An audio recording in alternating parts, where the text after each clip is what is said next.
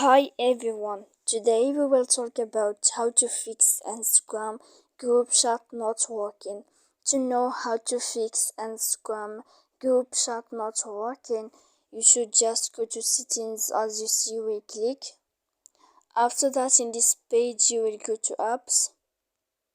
When you will see this list, you will enter to the application of Instagram. Then here in this page you will go to force stop. When you will end this, you will enter to storage, and after that in this page you will click clear cache, and then you will click clear data.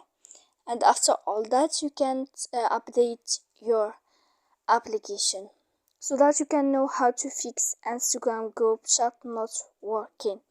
So please don't forget to support us by like and subscribe. See you next time in another video.